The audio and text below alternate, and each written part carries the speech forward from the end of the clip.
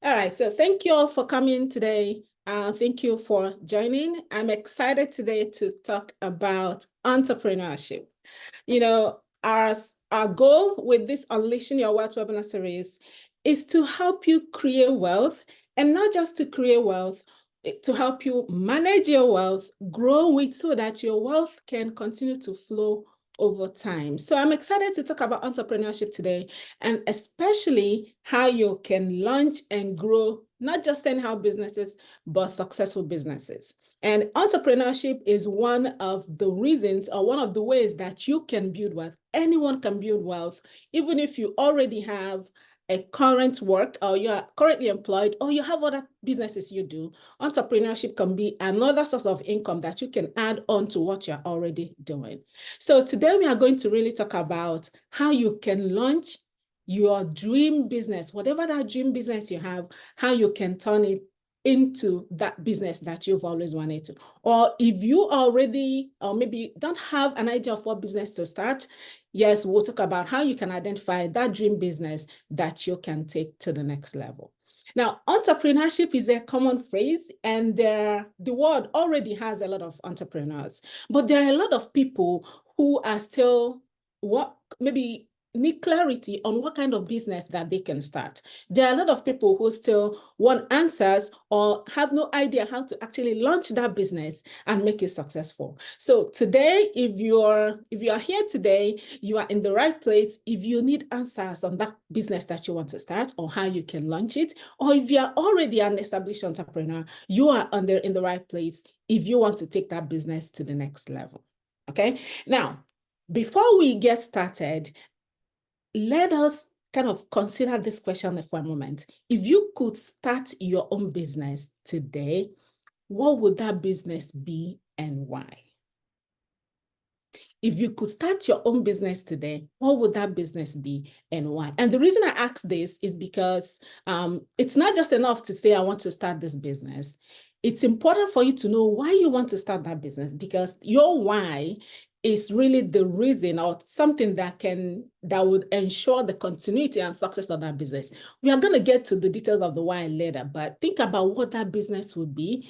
Keep in mind that there is no right or wrong answer to that question, but it's something to get started with, a great start for us today, something to think about. What would that business be if you are to start your business today? And then why would you want to start that business? You can put it in the chat or you can write it down in your notebook, but think about that. We will get to that later. There's no right or wrong answer, but just something for you to think about. Now, what would it take to launch a successful business? If you are assuming that you know what business you want to start, or you're just still thinking about it, what does it take to launch a business, a successful business? And what is entrepreneurship? Who is an entrepreneur? These are the things that we should think about, because if you understand what entrepreneurship really means, it kind of points you to the things that you have to do or the things that are involved in launching and growing a successful business. So think about what entrepreneurship means. As you think about that, I'll go ahead and share my screen for a moment and share with you an interesting definition that kind of connects everything all together. So while you think about that, I'm going to go ahead and share my screen. Give me one moment. Who is an entrepreneur? Now, an entrepreneur can be so many things, right? There's a lot of components that make up who an entrepreneur is.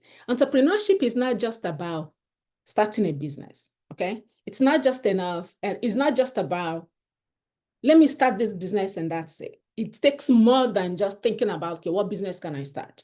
And I know a lot of you had some questions. Some people want to know, what kind of business should I start? But if you understand everything that is involved in becoming an entrepreneurship, then you'll be able to know day to day the kind of things that you can do. And as you do that, if you know someone that should benefit from this session, please feel free to send them an invite and bring them on to benefit from this, okay? Now, this is an interesting definition that came from US Small Business Administration, okay? So this definition kind of captures everything that entrepreneurship is all about. And the definition is that an entrepreneur is a person who organizes and manages a business undertaking, assuming the risk for the sake of profit. Now, an entrepreneur sees an opportunity, makes a plan, starts the business, manages the business, receives the profit. So as you see here, there are different elements that make up who an entrepreneur is. First, you see an opportunity. You have to be able to identify an opportunity and take and seize that opportunity. And not just seizing an opportunity, you have to make a plan on how you can bring that opportunity to life. You make your plan and then you start the business. Once you start the business, it does not end there. And that's where the bulk of the work comes in. You begin to manage the business. And the reason you manage the business is managing the business gives you two options, so two possibilities. If you manage the business such that it becomes successful, you receive profits from the business. And if you manage the business such a way that the business does not become successful, you take the risk in form of losses, right? So an entrepreneur organizes and manages a business undertaking. You are assuming the risk for the sake of profit. So your goal is eventually to make profit, but then if you don't make profit, you as an entrepreneur will still bear the loss. So if you see here, you notice that there are multiple things involved, but for the sake of this session, you have to, first of all, launch the business before you can even begin to manage it or even make profit or loss.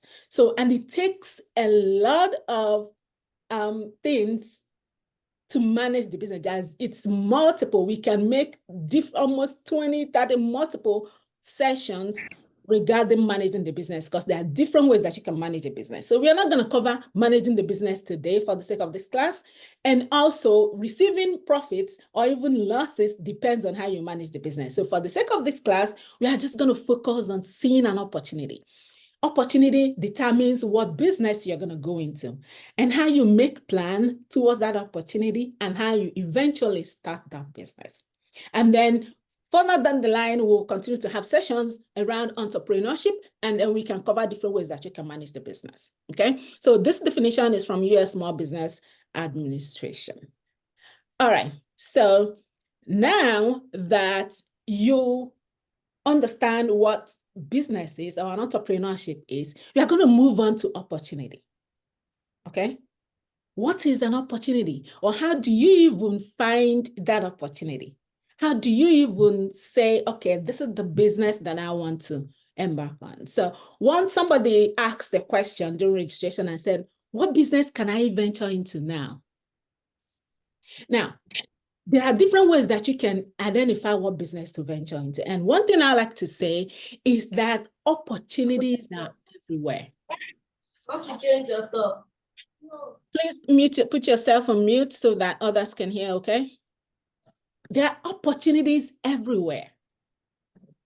From your house to your workplace to outside to, in fact, on day-to-day activities that we embark on, there are opportunities everywhere. But how do you identify those opportunities, right? What kind of opportunities should you be looking out for? Now, when you think about opportunities, think about creating innovative solutions for consumer problems. So you're thinking about what kind of problems do consumers have or face. Then outside consumers, they think about businesses. What kind of problems do businesses face? What kind of problems can I create, business problems, can I create innovative solutions for? Okay.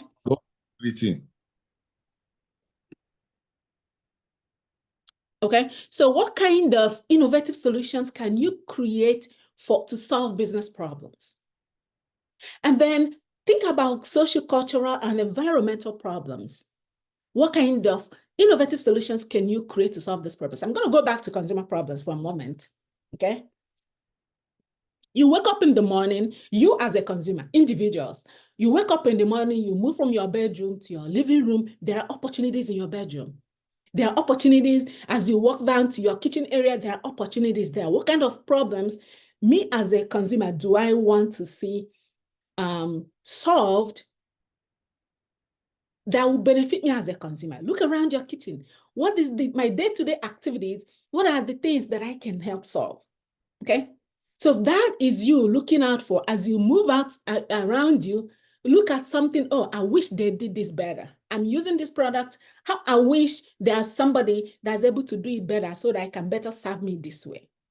And then I'm going to give you a simple example, okay? And the idea here is for you to begin to see opportunities from a different perspective, right? Know that even in the chair you sit on, there's an opportunity there, but you just have to know what to look for. So I wake up in the morning as an example, and maybe I'm going out, I'm driving out, and I need to have maybe a cup of coffee or a cup of tea along with me, and I just use my glass cup. Maybe if I'm driving or walking around, my tea or coffee spills, right? Or something like that. And as a consumer, I needed something, a cup that I can hold, something that is portable, something that has a lid, or something that I can use to hold my tea or coffee or juice, any kind of drink, without having my water or drink, whatever I'm having, spill, right? So maybe an entrepreneur, thought about, okay, maybe I can make a cup, right? All this drinking, different forms in the store. There are a lot of different variations of this. I hope you can see what I'm showing here. So somebody thought of this and said, okay, let's make something like this. It'll be more convenient for consumers to use this as something that they can move around with and hold their drinks or whatever it is conveniently. Someone thought that something like this, not this exact one, but something similar to this, can add value to consumers. And they created something like that. It's in the market, right? A lot of it, different variations. Okay, we are going to come to this, but maybe you would say, oh, there's a lot of these kind of mugs or cups in the market. There's a lot of competition. But then you as an entrepreneur will think about, how can I improve what is already in the market? We're going to come to that later, but that's how you think about opportunities, right? This is for consumers. Think about the business, all the businesses out there. What kind of problems are they facing? How can you create to make their processes better, a lot smoother, right? It can be in terms of software. It can be in terms of their office space, or anything that the employees can use, or even their customers can use as they come to their place of business to solve a problem for them. Now think about social cultural, environmental problems. Look around your environment. Now, there's something interesting about these social cultural and environmental problems. Okay, yes, go ahead. I think Eugene wants to ask a question, please. You can go ahead before we move on.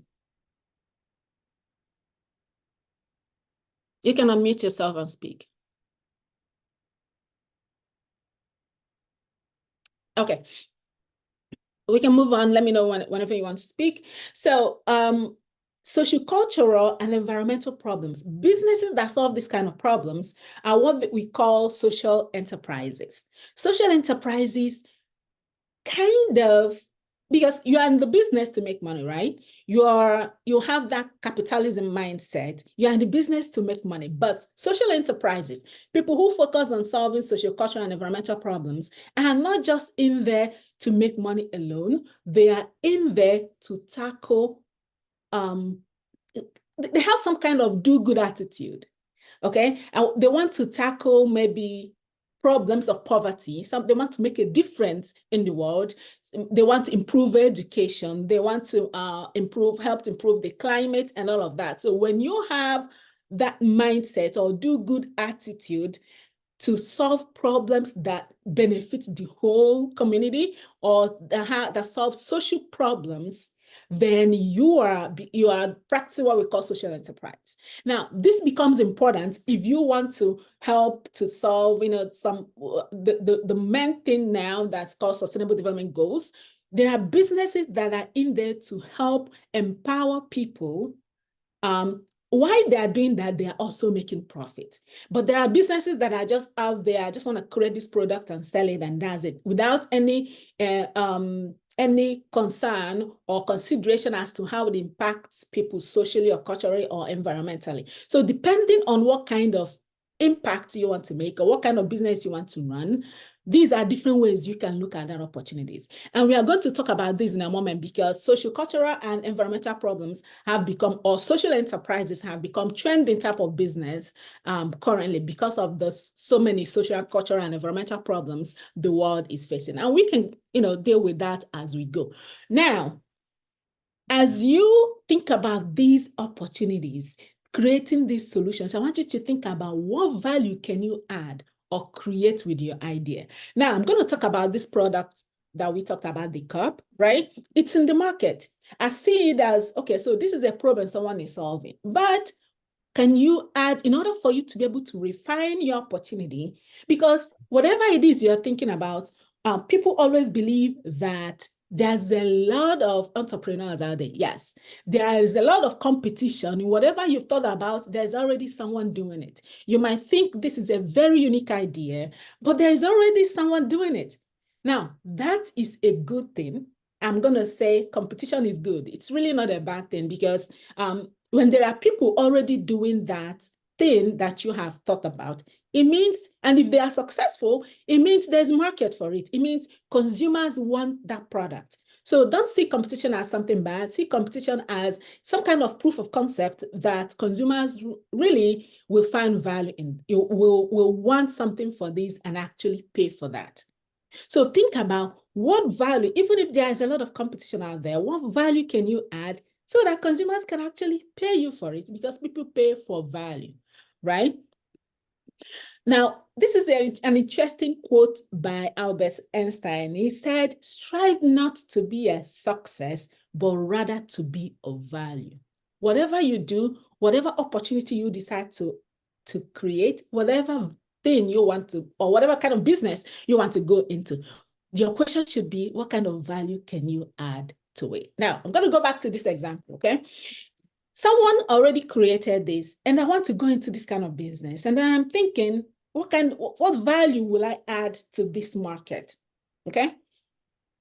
When you think about value, think about the problem you're solving. For a consumer that uses this, okay, as a woman, I can use this cup. But if I'm going out and I'm fully made up, I have my lipstick on, I can drink with this, but then I'll have to stain this cup with my lipstick. Some people may not be okay with it, but some consumers will have issues with this. And as a consumer, I might say, I wish there was someone that made something that I can just drink out of without this messing up my lipstick. Okay, that's the problem. That's the value that an entrepreneur can create for consumers. Now, here's another one. Okay. An entrepreneur thought about, okay, this is already in the market, but I can create something that has straw, so that consumers can drink out of this without it messing up their lipstick. Not just for women, but men can also find this, some men can also find it valuable, easy to drink out of. And, people, and I have noticed, if you drink water out of this rather than this, you will tend to drink a lot more, because the straw makes it easy for you to drink more. That's a value that anyone that creates any kind of product like this with straw is adding to an already existing market. So consumers will find this valuable and they will go for it. Now, there is competition in this market, but you've succeeded in creating value for your consumers. Okay? You've succeeded in creating value. So as you do this, think about what value can you add. Now, it does not end there.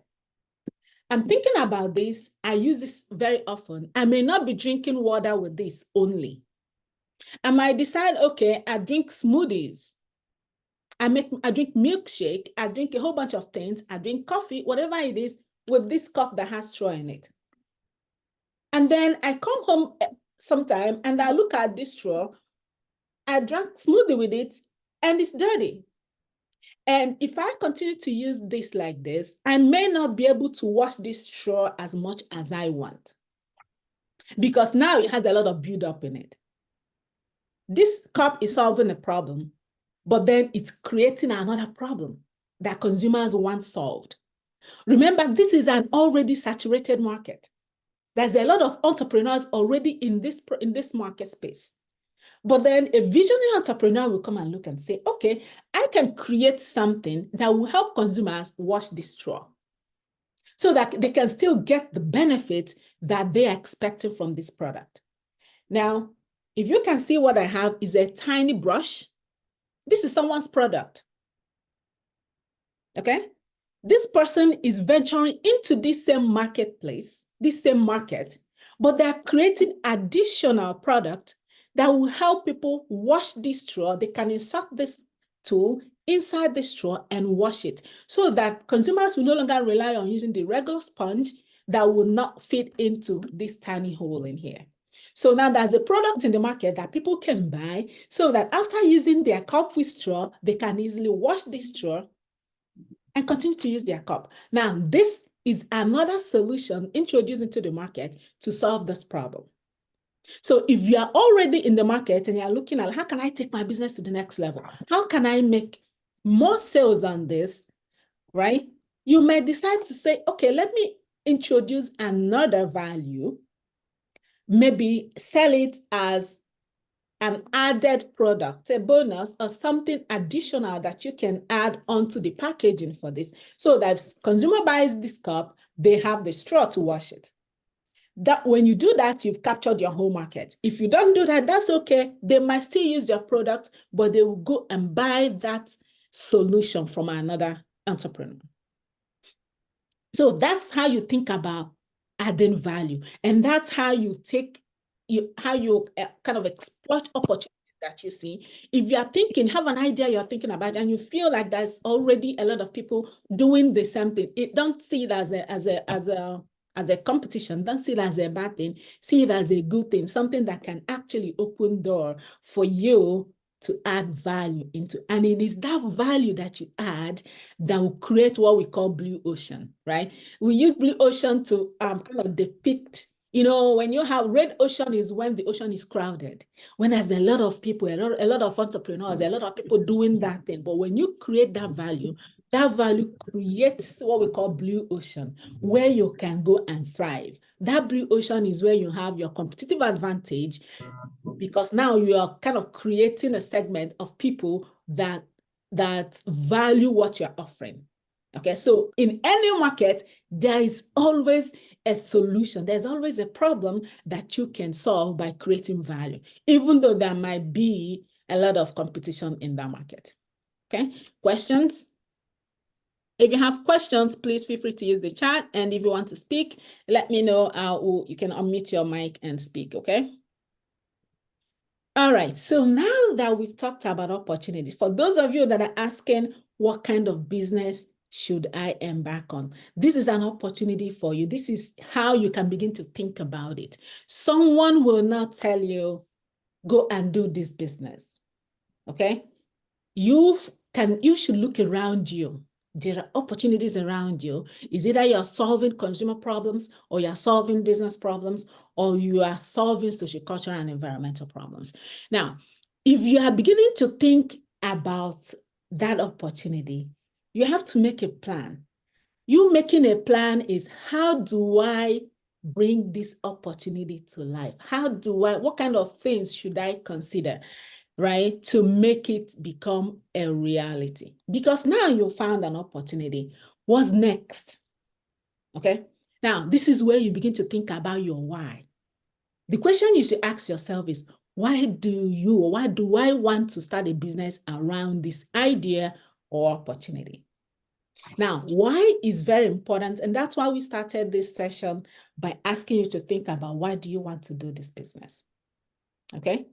The why is very important, because that's how you grow your business. Your why is the reason you are in business. It is the reason you open your door every morning. It is when business becomes tough, because it will get tough at some point. It is your why that would keep you going. It is your why that will push you to this is why I'm doing it. Now, if you have your why, how you are going to run that business becomes clear, because your why will form the business values. Your why is how you communicate your business idea to people. Your why is how you even market that solution. Your why will make people see, okay, this business is for me, or this product is for me, because the reason they're doing this is meeting what I'm expecting, is trying to solve the problem that I am encountering. So it's important for you to be clear on the why you're starting your business. Now, I have this interesting article that I like to share with you. I probably will put the link in the chat, but it talks about why your why matters. And I just want to share with you and point to a few things that you will take with you. There's a lot of things we can talk about why your why matters. Let me see if I can copy this. Okay. Let me know if you can see the Forbes page. Why your why matters. Okay. I really want to share this. Let me put it in the chat so if you want to read it later, you can read it. It's an interesting piece that you can go back to and read it. Your why is the crux of your business. If you understand why you want to create business around that, here's an interesting thing that this article talks about. It says,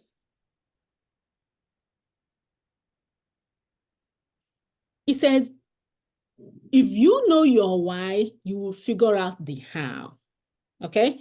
If you know your why, you will figure out the why. And your why matters. It says,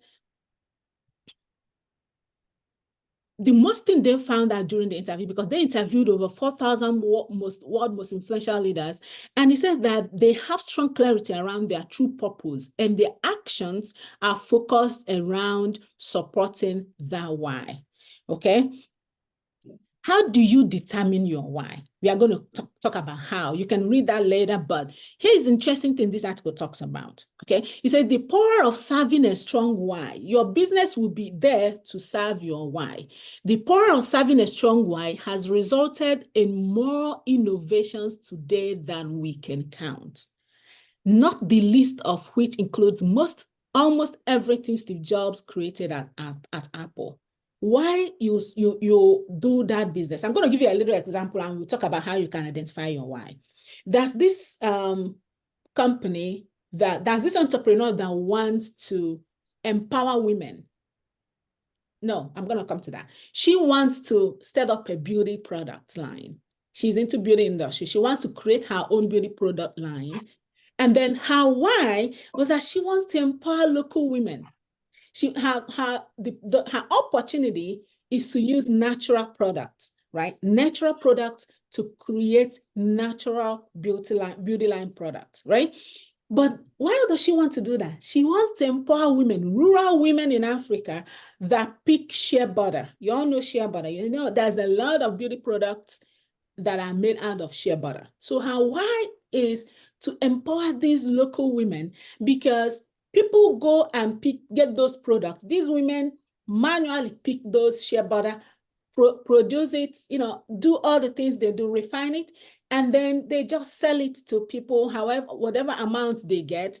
So those women that live in abject poverty, that do the manual work, the hard work of gathering this product, this entrepreneur's why was to empower those women so that they can make the kind of income that befits the labor they put into the producing those products. That's her why. Her why is to empower those women.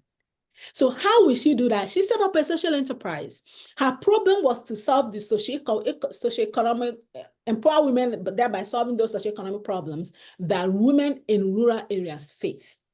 And her end goal was to empower these women so that they can make income that equates what the efforts and the labor that they put into it. So she set up her own social enterprise, creating her own beauty line. And how did she do that? And that's what differentiates her from the rest of the beauty line products out there. She went and formed cooperative for those women in their communities. Those women came and gathered together, formed cooperative, and they work together, generate those products, and she pays them fair share that they are entitled to. And she whatever product you see, there's something there that tells you the women, they have put their sweat and labor into that product. So as people use their product, they know that they are empowering those women. And that's how her business took off. She's not only making money from her business, the women that put in their labor are also making money. And she's not just empowering herself, she's also empowering those women. So that's her why. Her why drove how she does her business. Okay. And then she's teaching other people how to do the same thing. If you know your why, you figure out how you can do your business. Now, this article, you can read that later. It talks about how you can identify your why. And you can begin by making a list that answers some of these, or maybe all of these questions. And one of these that kind of caught me is that, what would you... Please mute yourself. Thank you. Okay. So what would you do if money was not a problem? Because a lot of people think about, oh, I want to start this business, I don't have money. What would you do if money was not an issue? Or perhaps you won a lottery. Well, what is that thing that you would do?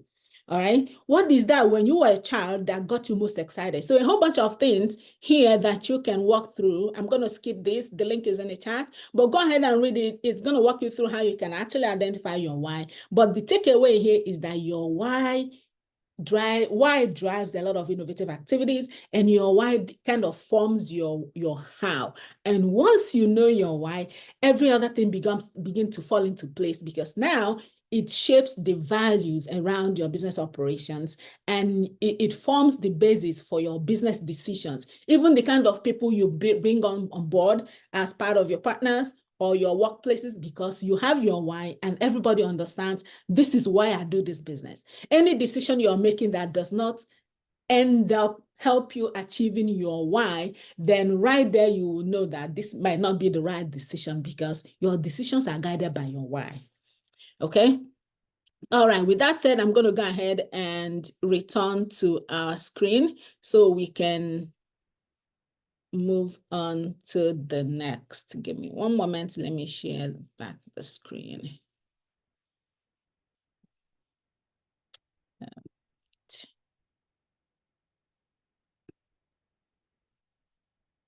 Okay, so we were talking about, let me make this.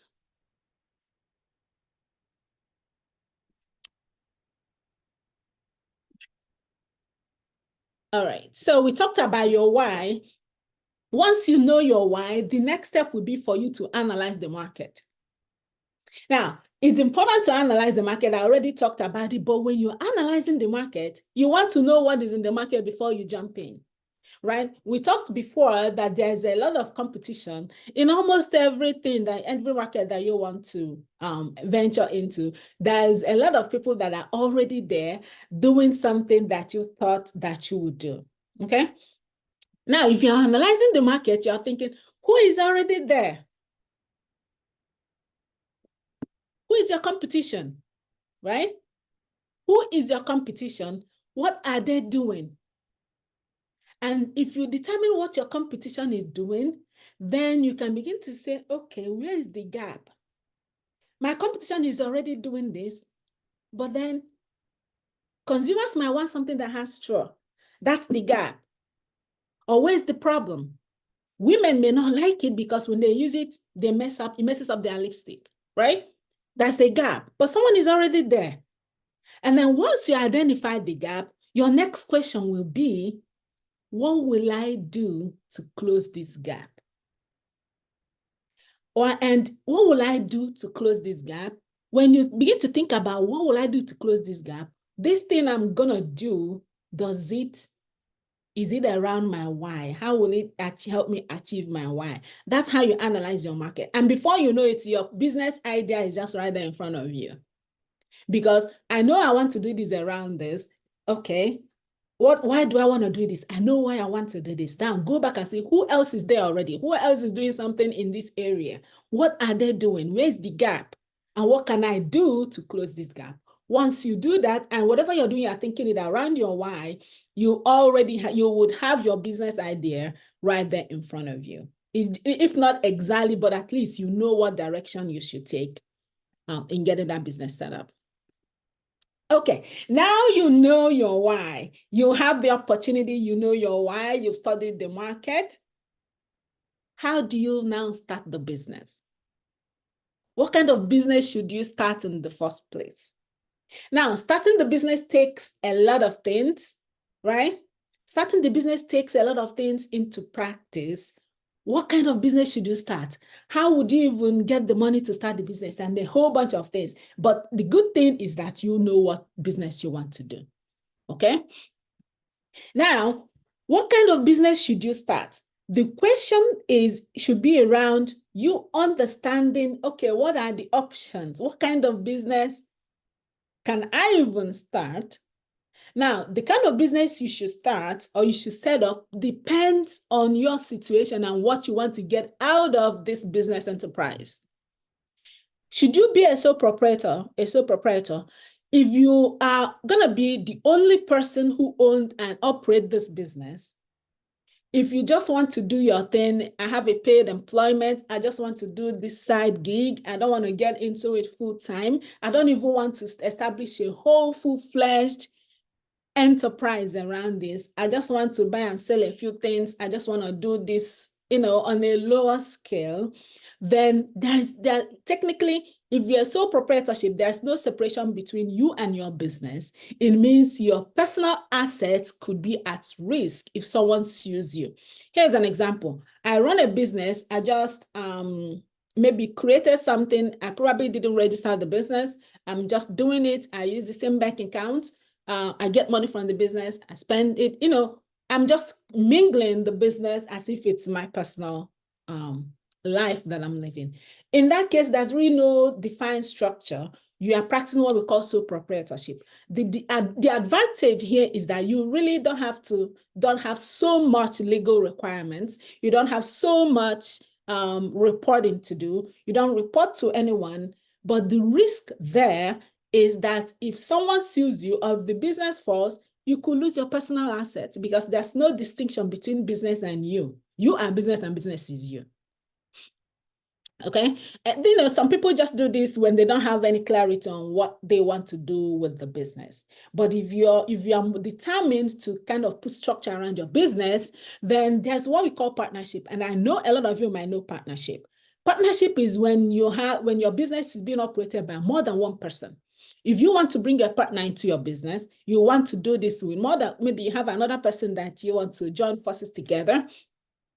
Then depending on the kind of agreement you have with that person, one person or even both of you can be held liable if anything goes wrong with the business. If you guys get sued or if anything happens, if the business loses money, or both of you will lose money and all of that. So partnership is like when you have more than one person that run the business. And for the most part, any losses or liabilities of the business, the both parties bear the loss.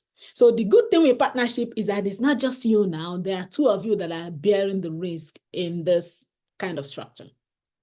Now, some people, when we talk about funding, we will touch on this partnership a little bit, but we're going to move on to what we call limited liabilities company.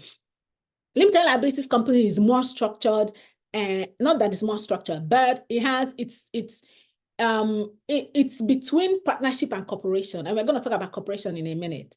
In that the business is separate from you. It is separate from the partners, right? There are so many tax rules in the sense that if the business makes profit, it's in the name of the business. And then the business can now decide to pay the owners, right? But in the partnership or in the sole proprietorship, business makes profit is like you are making profit. All the profit is it's for you. All the losses is for you in sole proprietorship and some kind of partnership. But in limited liability companies, all the profits are really not you. It's in the name of the business. Then the business can say, okay, this portion goes to my owners, or we can put some back into the business and all of that. But the main distinctive factor here is that limited liability companies are separate entities. They are seen as the same way you are an individual, a separate person. Limited liability company is a separate person.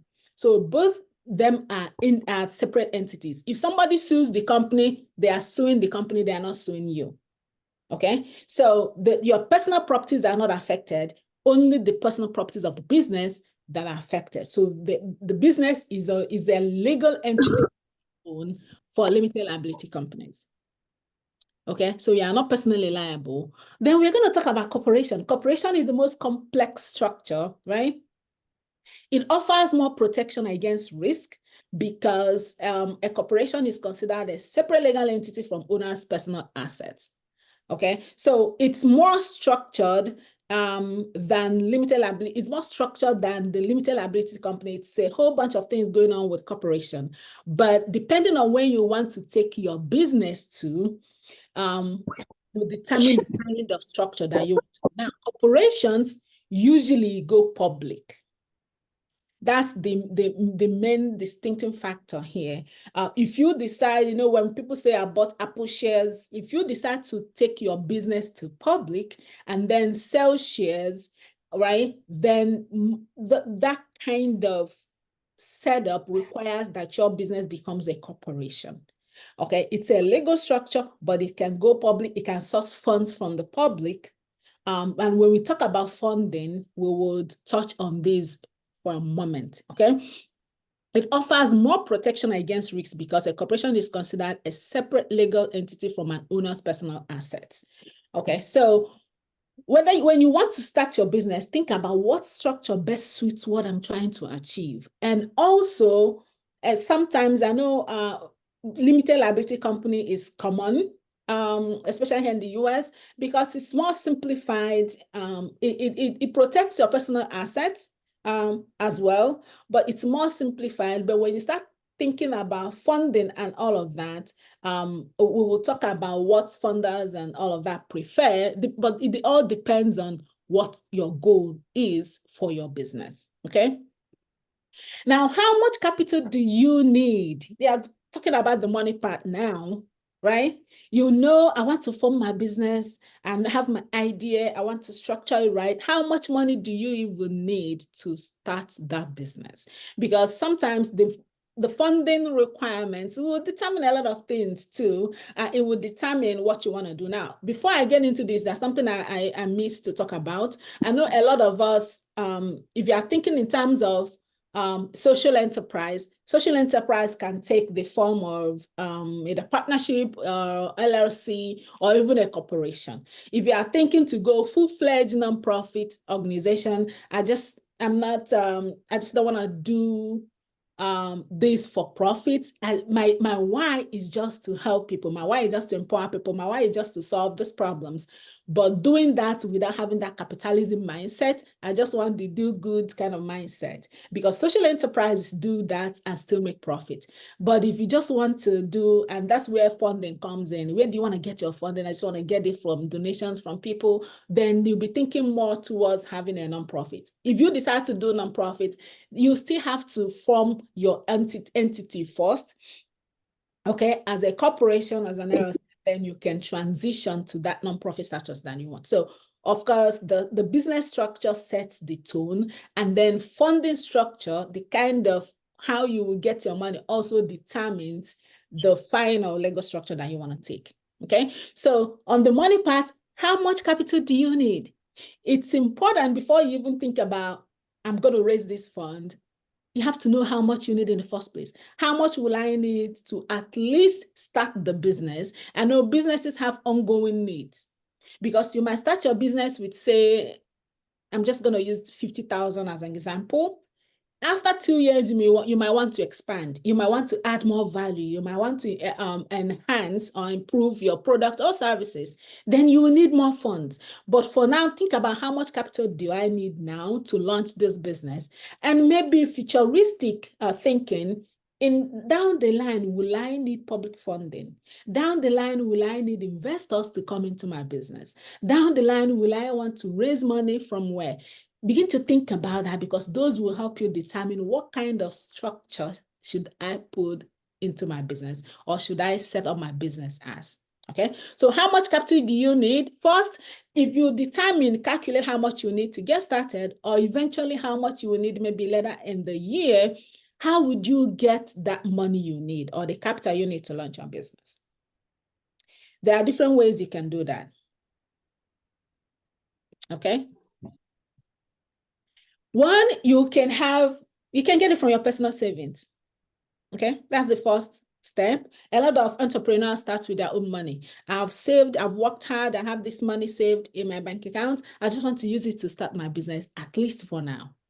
Now, if you have your personal savings and that's what you want to start with, and maybe you do not have any intentions of raising money from elsewhere, maybe you do not have any intentions of bringing investors in. I just want to do it with my money, and then when the business starts making money, I'll be making money too. You probably, some of people in this category probably end up as a sole proprietor without even going further. There are also people who use their personal savings to start and then still go on to set up the business as partnerships or LLC or even corporation. So personal savings, usually it's a way people get started, even to to start exploring opportunities and the initial planning around the business. So personal savings, yes, is a great way for you to start thinking about your business. And then there's crowdfunding. Crowdfunding, there's a lot of online platforms that people use to raise money. Okay, people used to raise money, throw out your business idea. I want to start this business. This is why. For people to give you money to start business through crowdfunding, this is where your why becomes also important. Okay, why do you want to start this business? Why would they give you their money? Your why becomes important here. So there are so many online platforms that people use to just raise funds from people. Different, is that, as the name implies, crowdfunding. You all know about GoFundMe, right? GoFundMe is a good crowdfunding platform, but people use that to solve immediate needs of maybe some social, environmental kind of problems or some personal problems, but people also use that for business. There are so many other big platforms that people use to raise funding specifically for business. So there's a lot of them out there, but your why is a key factor here if you want to raise funding through crowdfunding, okay? Grants and competitions. Yeah, so one of the ways that businesses raise money is through grants.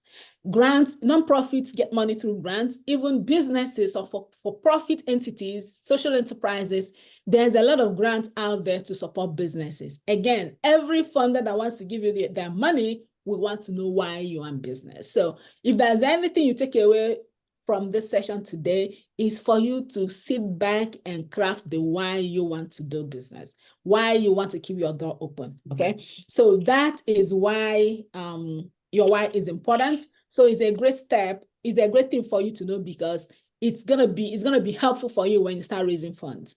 Through grants, there are competitions for entrepreneurs to go in, and winners go home, winning businesses go on with a lot of funding. Some businesses launch their businesses and sustain their business through grants and competitions, and before the business starts making money for them. Bank loans. Some people, if you don't have your own personal savings, you are not able to do crowdfunding, and you're not able to win grants or competitions. Banks also have loans that people can get from, right? People can benefit from. But the thing with loans is that when you get loans, you have to pay back. And there's usually some kind of interest that you pay on the loan. It's not a bad thing, because when your business starts making money, you might be able to pay the bank loans without any problem. But bank loans usually come with interest. Grants don't come with interest. You don't have to pay back, really. Bank loans, you pay back plus interest. Competitions and grants, sometimes you don't pay grants back. They're giving you money because you're able to sell them on your why, because they're interested in your mission and why you're in business. Personal savings is your money. You can pay yourself back, or probably cannot, but when the business starts making money, you are making money as well. Crowdfunding, some of them, yes, you don't have to pay them back. They are just like grants. Credit cards, your own personal credit cards, you can use it to start a business if you have high credit limits. If you are not able to get bank loans, but you have your card, you can use your card to start your business. But keep in mind that credit cards, definitely you have to pay back. And they usually have a time limit of 30 days. Otherwise, interest will start accruing on that. So keep in mind, yes, credit card is a way for you, is a source of capital for your business, but there will be interest charges if you don't pay it off within 30 days. Just like bank loans, you'll have to pay back plus interest. But it's there for you to use as a source of funding, okay? Lenders, there are lenders everywhere that are technically not bank. There are people that can lend you money, but definitely they are called lenders because you have to pay them back. sometimes or most times with interest. So that's an opportunity there for you to explore if you do not have money to start your business. Now, investors, this is where it becomes interesting. I'm going to discuss these two, the last two together, okay? Investors and equity. They're basically kind of the same, but not the same. That's why I split it out. Investors are people that bring their money, either their business money or their personal money. They want to put it into your business. Could be individuals, could be companies. They want to put it into your business. Some of them will ask for equity. That's why I wanted to talk about both of them together. Equity means that you're giving that person ownership interest in your company. You started this business, it is thriving, but you need more money to expand it. You ask for investors. Investor will come and say, okay, I'm going to give you this money, but I need 20% of your company. Just like I know some of you watch Shark Tanks. For those of you in the US, there are other programs like that in different areas. But when they start asking for a percentage of your company, they're asking for ownership interest. It means whatever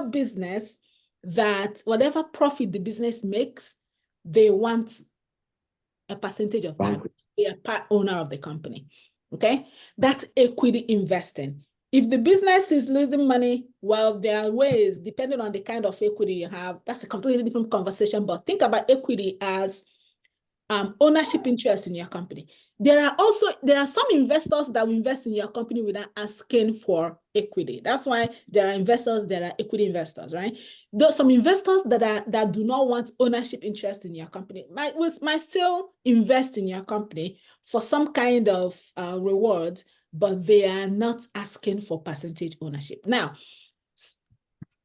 it's important to think about this as you structure your company. Ask yourself, do I want to bring in equity investors? Equity investors might come in with a lot of capital. They will bring in not just capital, they will bring in their resources, they will bring in a lot of things, their experience and a whole lot of things with them, training and all of that. But they want ownership. Some of them are specific on the business structure that they fund. Most equity investors prefer corporation. Some of them prefer corporation over LLC. LLC is limited liability corporation. Even though limited liability corporation, gives you security, has legal, your personal assets are not affected when business, your personal properties or assets are shielded from business losses. But it's like LLC has this partnership kind of structure, because people that form part of that LLC are like members, just like you have members and partners in a partnership. So if investors invest in your LLC, they are also considered kind of members in the limited liability company. So, but investors prefer corporation. They do not want the business profits and all of that to fall into their own, how do I describe it? They want to be there just as equity owner, just like you will come in and just own a share of Apple stock. The only thing you're interested in is that if Apple makes profit, they pay you dividends, right? They'll pay you a percentage of your ownership. You'll just use that without Apple's financials kind of filtering through your own personal taxes and all of that. It's just tax structure differentiation. And I do not want to bug us with that in this session, but know that most equity investors prefer corporation over every other business structure. LLC is still good. Partnership is good depending on what your intents are. But if you plan to bring in equity investors, most of them prefer corporations. But these are the kind of things you consider. But if you do not want to bring in equity investors, I just want to win grants, I just want to bring regular investors, I just want to do this low scale for me, and don't have any intent of going public. If you want your company to grow, okay, I'm starting this small now, but maybe in the near future, this business will grow to become huge, and we eventually will sell shares and all of that, then you definitely would set up your business as a corporation, and you'll be open to bringing in equity equity investors in your business. That's when you start talking about common stocks and all of that. But these are the different sources of capital.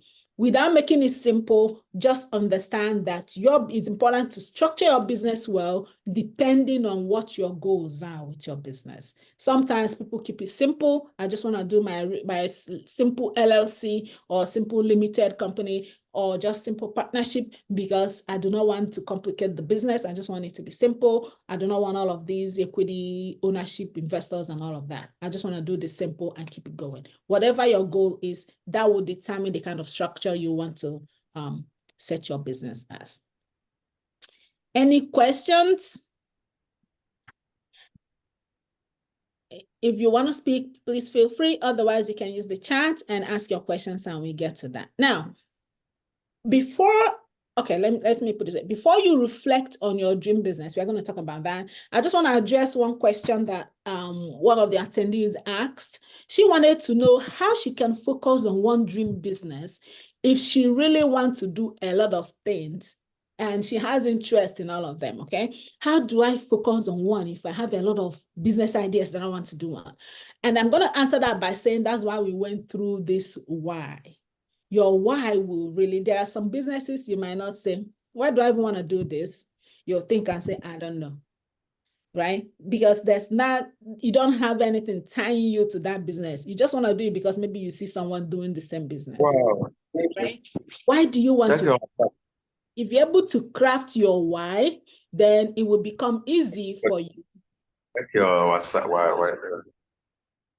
will become easy for you to say, okay, now I'm clear on why I want to do this particular business. So think about your why. If you have a lot of business ideas, please think about your why you want to do each of them, and then ask yourself, what problem is it solving? If you are not able to easily point a problem your solution is creating, and you're not able to say why you want to do it, that will fall lower on your priority list. So number them and say, if you're able to clearly say, this is the problem this is solving, and this is why I want to do it, it may not be at the top of your priority. And when you do that exercise, you should easily see what ranks first on your list, okay?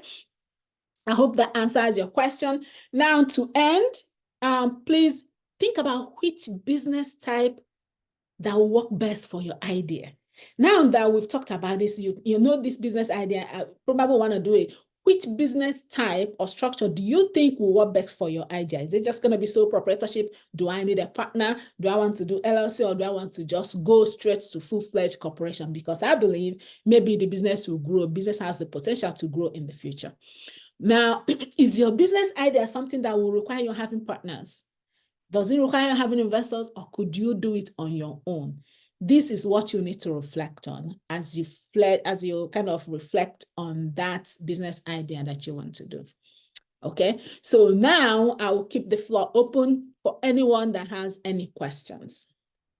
This is your time to ask any pressing questions you need answers to, okay? The floor is open. You can unmute yourself and speak, or you can raise your hand, or you can put it in the chat. Does anyone have any questions?